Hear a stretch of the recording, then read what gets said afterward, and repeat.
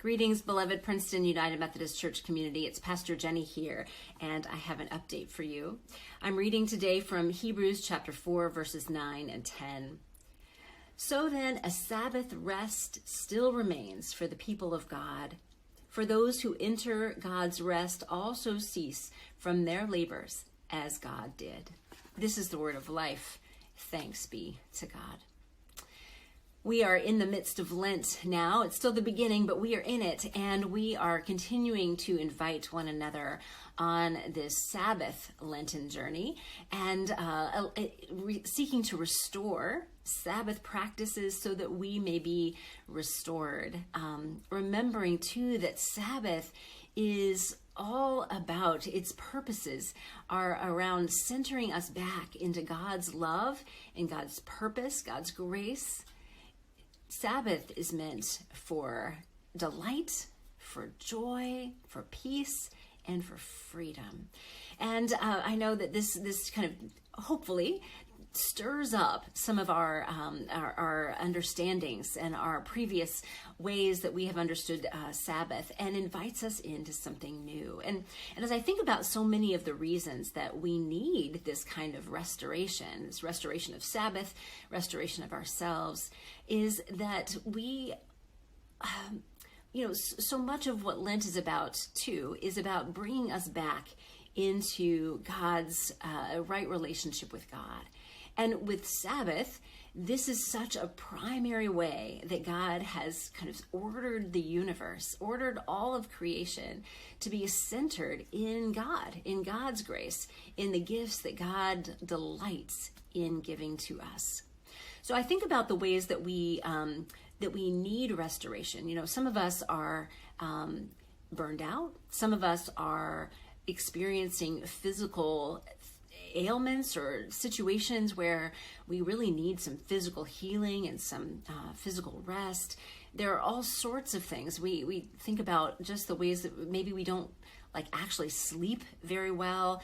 There are countless ways that that this is a need and something that we deeply need in our souls. And as we continue to take these little steps, respond to these invitations to reclaim and restore a Sabbath practice, I have this image in mind, and I'm so grateful for Mickey Hamilton, our intern, who invites us into this.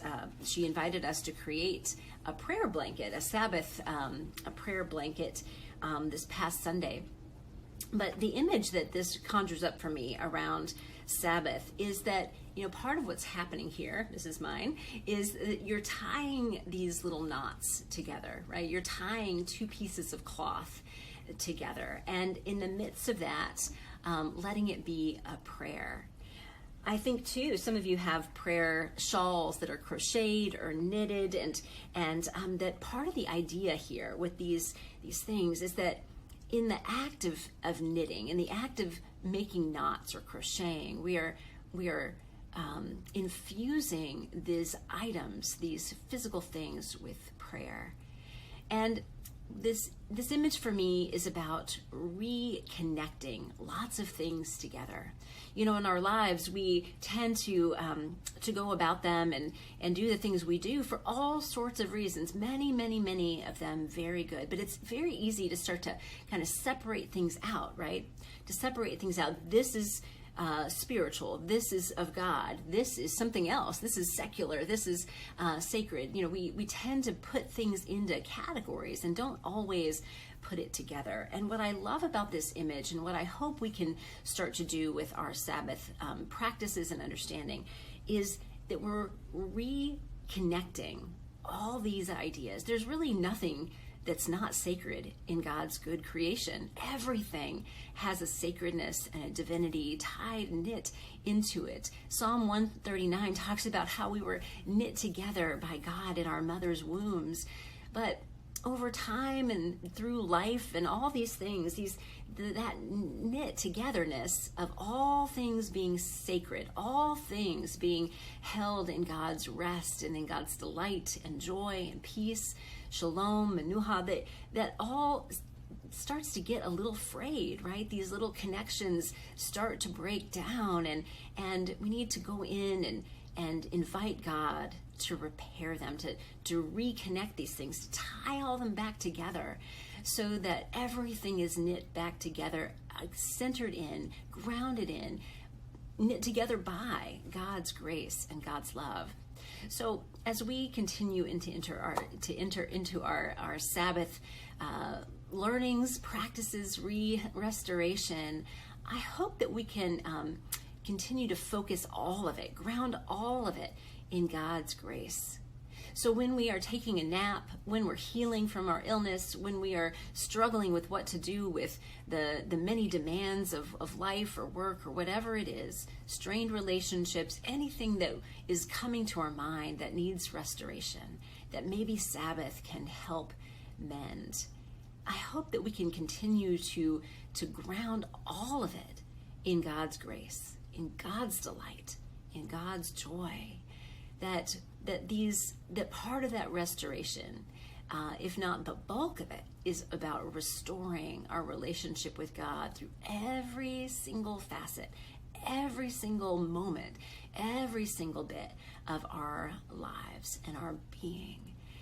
That deeper sense of resting in God's presence, in God's grace, in God's delight, that deeper sense of living fully into God's purposes is part of Sabbath and part of Sabbath rest. And may we continue to physically, through whatever objects we have that help us do this, but also spiritually, emotionally, relationally, continue to knit and invite God to knit all of this back together.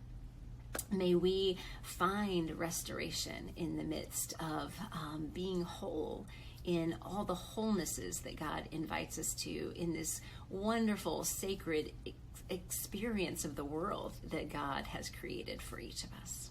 So friends, may we continue to step by step, knot by knot, continue to discover what God is inviting us to for these Sabbath days. There's lots of stuff that is available to you during this Lent. In fact, if you missed the prayer blanket making event and you would like to learn how to do that, you will find the instructions for that, the material requirements for that, and you can do it very easily on your own.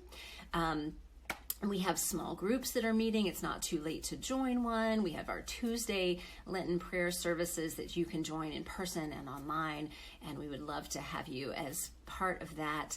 And there's also our Lenten daily devotional that you should have gotten certainly in your email, but also in your mailbox, physical one as well. So friends, may we continue to enter into Sabbath, letting us restore our Sabbath practices so we might be restored for delight, for joy, for peace, and for freedom.